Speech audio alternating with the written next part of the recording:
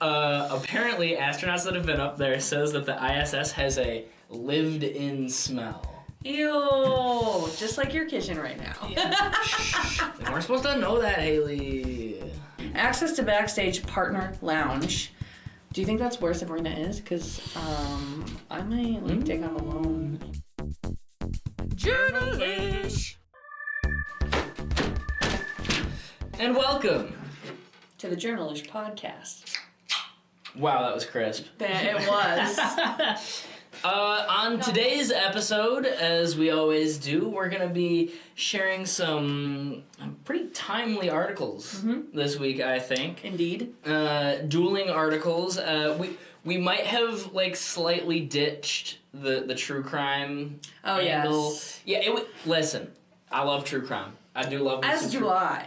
I love me some true crime, but, it's just a little goofy to go from goofy to true crime and then back. And vice versa. It's, Here's the thing. My Favorite Murder does a great job about it. Uh-huh. We just aren't them. Listen, not everybody can be... Karen Kilgariff and Georgia Hardstark. Yeah, those people. We are not them. We're Hailey and Oscar. We're Hailey and Oscar. Oh, yeah, I forgot to say that. Oscar Sex Hour. Hailey person. And let's get right into the news. That's another podcast. So I think I'll start because we kind of already know what my article is today. And in case, for those of you that didn't know, there was something that happened today. It is March 18th. March 17th?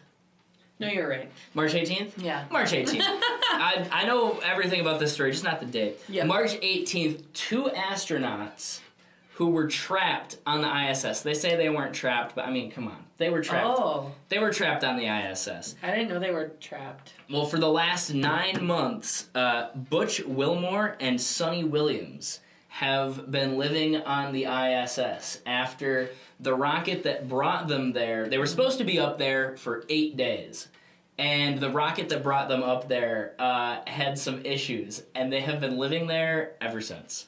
Holy shit. So how did they...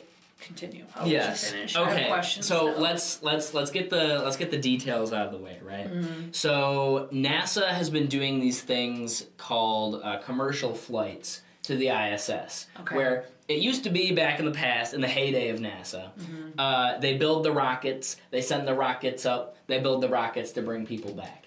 But you may have heard of it. There's this cool company, SpaceX. If you want. I don't know how cool. They're not really that cool. They're not really that cool. Oh, well, they make rockets. That's kind of cool. That is cool. They do make that. That's kind of cool. We won't get into all the politics, but SpaceX. Yeah. And Boeing. Boeing is the other company that makes rockets now for NASA or Russia or I'm not sure. Boeing also, I don't know if you know this, they were under a bit of fire, I think back in 2021 or 2. Do you remember the one Boeing flight that disappeared? Oh, yes. And they've had many, a specific model of planes just kept crashing because they were cutting corners. Yeah. Yeah, that was a whole other issue. They're better now. They're fine. I think so. Yeah. Well, okay, let me tell you, the last thing that they sent into space was not fine. Oh. Because Butch and Sonny went up on the first Boeing Starliner, the Starliner Calypso. Which is a pretty fun name. That is a good name. It was their first take on these commercial rockets that was going to send people, a manned flight, or women's flight in this case, because Sonny is a girl, right? It was going to send them up into space. And so on June 5th, they went up, they docked at the ISS, but they had issues with helium leaks. Uh-oh. And also their thrusters, which, listen, I don't have any issues with my thrusters, but the thrusters on the Boeing Starliner Calypso... They were not working correctly. I imagine those are important. Those are definitely important. Mm-hmm. And so they got up there, and like I said, it was supposed to be an 8-day journey. Just go up, we're testing out the new rocket, and then we're coming back down. That did not happen. It did not work like that. So, 9 months in total, 286 days. in space. Damn. And yeah, they were supposed to come back. There's been like a whole saga to this. They like could have came back in September, but there was issues. And then there was like they were supposed to come back last week, but there was other issues. But finally today, I guess this morning at like 1 o'clock, they left the ISS and then started falling down. Took a little nap, woke up, and then 7 hours later, they landed in the water, and they're safe now. They made it off. Congratulations. Yay!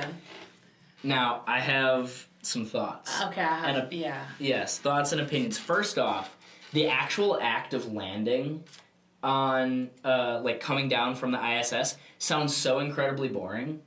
It's 11 hours, and you're strapped into a room that is, like, smaller than this room. Oh, really? And you can't move. It's like you're in a car seat for 12 hours. You can't move. And you're just falling. The aircraft aircraft is falling. Yeah, it's like a roller coaster ride that never stops falling. So, like, okay, I don't know a lot about physics. Right. But do they have any any sort of contraptions to, like, slow them down as they're coming in? They do. Okay, because otherwise they'd hit the water and, like... Boom. Like, flatten, right? Yeah, okay, hold up. What do you think they use to stop the fall? Inflatable arm floaties. Not in... I mean, no, but... Okay, if I was going to jump out of a plane, what would I use? A parachute. Yeah, they use just really big parachutes. We haven't thought of anything better, I guess. Well, I guess maybe thrusters, like, the opposite way if they were working. Okay, true. So, yeah, in theory, SpaceX has been working on, like, a rocket that can just come down and land again. Mm-hmm. And some of them have worked. Okay. None of them have worked with people in them. Nobody has died. I should preface that. Okay. None of them have worked with people in them. No because chimpanzees were hurt in the making of SpaceX. Not yet. Not yet. I mean, yeah. Well, you don't think they put animals in the ones that they just have? No. I mean, Probably not yet. Not yet. Like, back in the day, like, we sent dogs into space first, right? Before people. R.I.P. All the fallen soldiers. Yeah. But, like, we don't really need to do that anymore. Yeah. Because, like, we kind of know what's going to happen to people when they're in space. And we've got good enough technology to, like, well, we got cameras. And we can measure that stuff. So we don't really need to, like, send somebody or something up and just kind of let it sit Until there. we're sure. Yeah, exactly. Well, that's good. Glad we're not just killing people off willy-nilly. I mean... For science. For science. Now, I thought of one very important question. Mm-hmm. If I'm going to be trapped in space for 286 days, how are you taking a shower on the International Space Station? Do they have water? Well, you have to conserve your water. You do have to conserve your water, and I will say the ISS, all of the water that is on the space station is recycled. So anything you drink, anything you piss, anything, like, even, like, the moisture in your breath that comes out. It, like, sucks it up somehow? Yeah, the spaceship has, like, equipment on it that takes that moisture out. Okay. And recycles it into water. That's pretty smart. So I was looking into it, and I looked into the National Air and Space Museum in D.C. I've been years ago. Would recommend going back. But I went on their website, and I was doing some research on how you take showers on the ISS. When they first started sending astronauts into space, they literally just did sponge baths. Yeah, that sounds not good. And so, yeah, like, when the first astronauts came back, like, apparently they took off their suits and they just smelled rank. I'm sure. Like, I mean, they were basically in it for, I don't know, a week. Yeah. Didn't change their clothes because you can't really, and you have to conserve all that stuff. Right. Yeah. Not good. So, do you know what the Skylab is? I do not. Okay, so before the ISS, NASA had this thing called the Skylab, which was basically the ISS, but the ISS is like, you know, it's American and Russian and the Japanese also work on it a little bit. Oh, it's shared. It's a shared. communal space. It's a communal space. Our producer has something. For reference, the ISS stands for International Space Station. Oh yeah, good point. I could have clarified. Thank you, producer. Why did I think it was like only us? Well, that's okay. It's okay. It was my blonde moment for the week. Last week you didn't know polar bears were in the North and South Pole, so Don't worry about that. yeah. Don't worry about that. Okay, so Skylab, they actually did invent a shower system. Ah. You could use 6 liters of water Okay. for a shower, which I'm American, so I don't really have a good judge for how much 6 liters of water is, but I imagine it's far less than what I normally use. Probably. So first off, because you're in space, you're floating around, right? They have like straps on the floor to strap you in. So like while you're showering, so you don't float everywhere. So you don't float everywhere. And apparently showers would take like 2 to 3 hours. What? 2 to 3 hours? I mean, I could take a 2 to 3 hour shower. Well, no, not really. I mean, think about it. Like so like you turn on the hose, right? Mm-hmm. The water doesn't just come down because you're in space. Oh, yeah, just probably. It just goes. Coagulates. Yeah.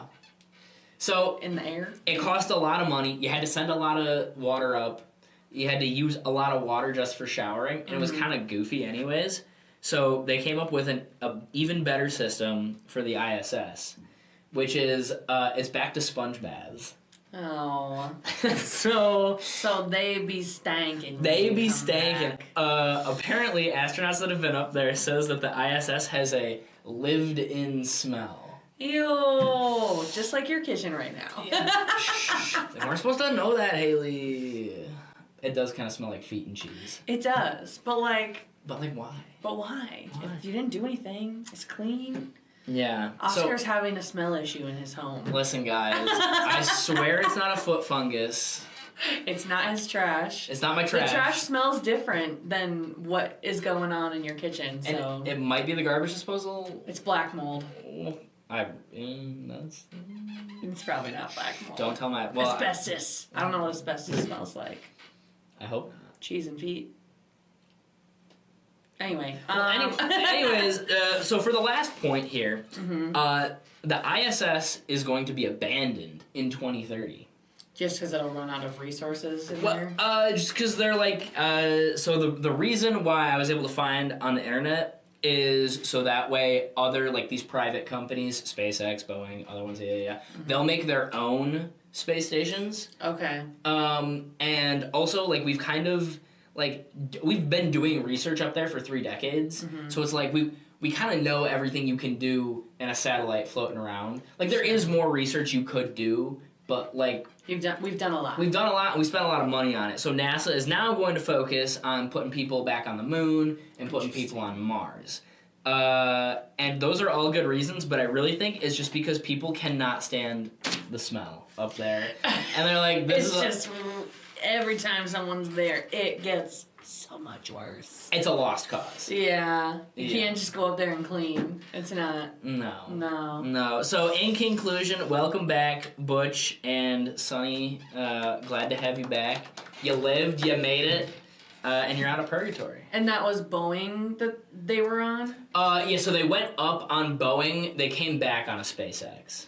Got it. Rocket. I did write down one more thing. Shout out Zena Cardman and Stephanie Wilson, brave soldiers. They, so like, to bring the 2 back, right? They had to send another rocket that was originally going to have 4 people on it. Yeah. And so, Zena Cardman and Stephanie Wilson got the boot. They were originally going to go up into space. And they're like, well, we need to bring these 2 back, so you guys don't get to go anymore. Oh. That's so sad. That's so sad. Imagine you're training your whole life to go up into space, and they say, yeah, well, we fucked up last time, so you guys don't get to go. You can't go no more. Sorry. Yeah. Maybe next time. Maybe next time. So that's what I've got. What do you have, Hailey? Well, as you may or may not know, St. Patrick's Day was yesterday. It was yesterday? It was yesterday. Forgot to wear green. And, well... I did forget to wear green yesterday. And I didn't punch you. I didn't get to punch you. Or pinch you. Whatever they do. I'm Irish, though, a little bit. I got red hair. So... Does that count? You probably... Yeah. Anyways. Anyway. So, I don't know if anyone knows this, but there's this little tiny town called Chicago in Illinois. You ever heard of it? Yes. Okay, Yeah, all yeah, right. yeah, yeah. So, they have a river, you see, and... Do you know what that river's called? I don't know that you... Wait. I know it. It's the Chicago River. It's the Chicago River. Fuck! Long moment number 2. There's this river called the Chicago River in a little town called Chicago. Whoa! And they dye their river green on St. Patrick's Day, if you did not know. Very festive. Now, it makes you wonder, because it is a green that is quite neon. Right. Quite unnatural looking. Yes. And so I thought to myself, that can't be good for the little fishes and whatnot roaming around, the whole environment of the river. I mean, they just banned red 12? Red dye 40? 40? Yeah, that's the one. Thank you. What's his name? Alex Jones. RFK. RFK Jr. That's so right. How did I forget?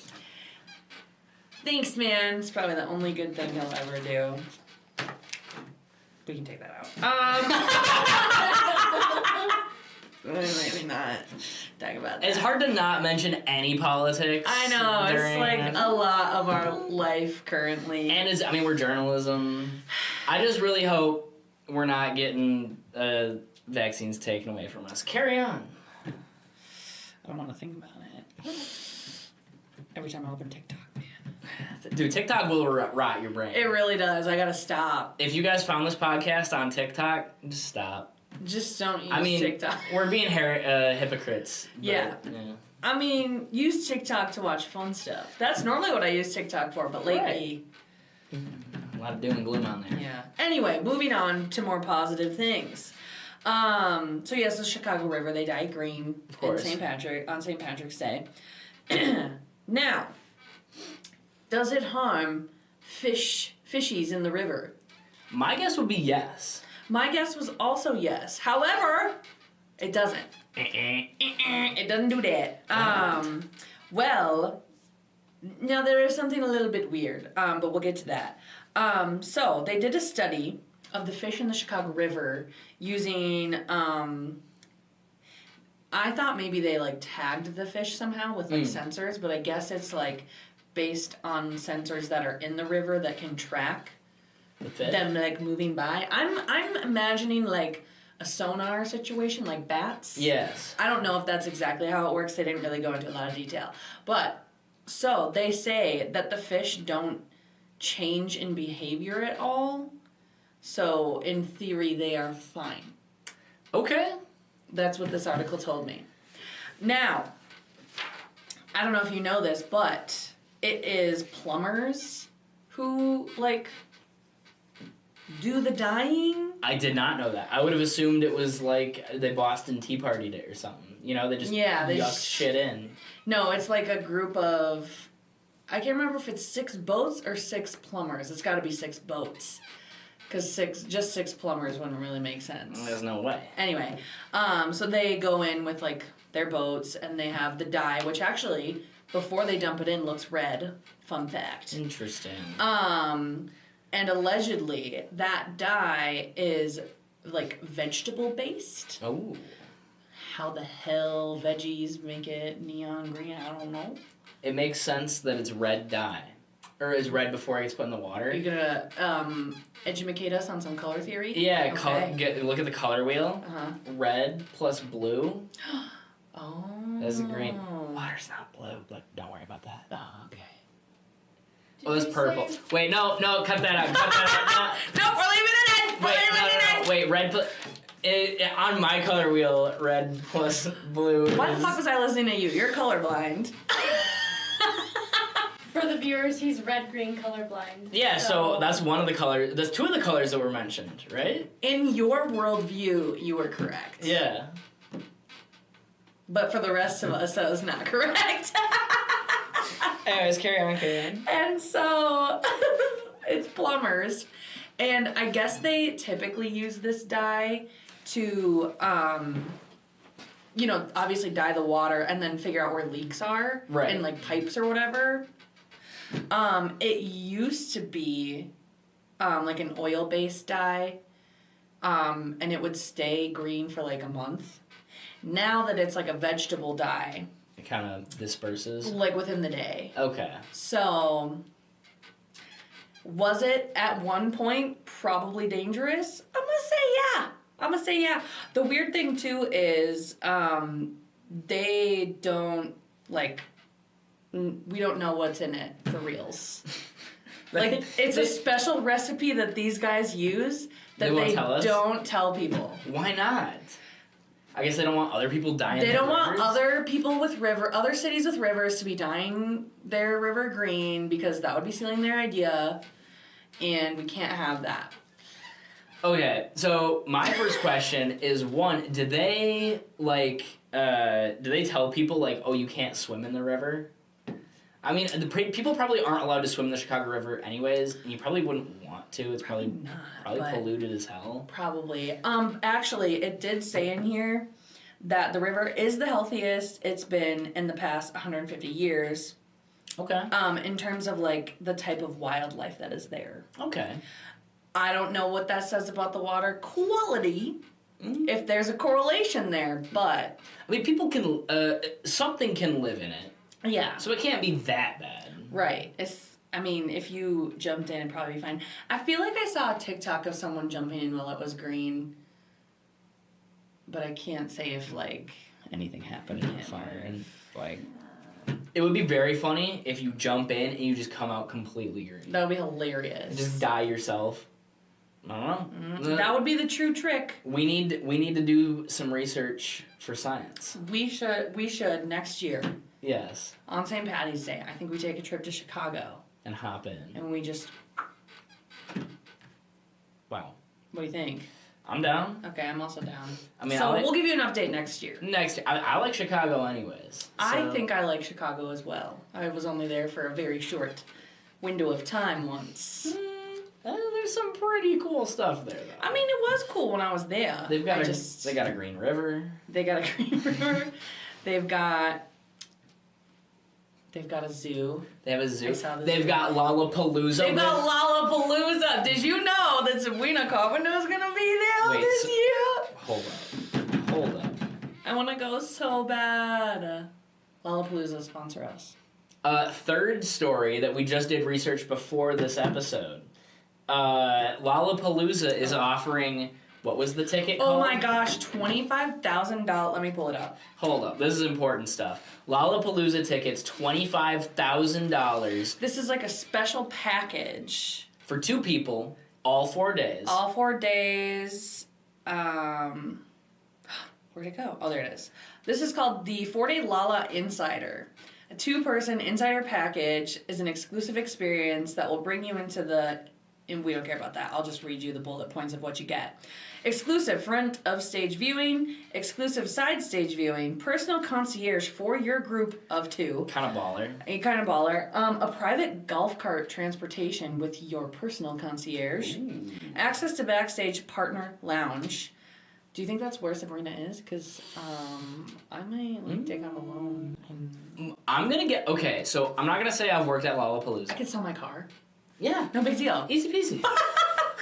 You were saying. I haven't worked at Lollapalooza, but I have worked at Rockfest in Cadott.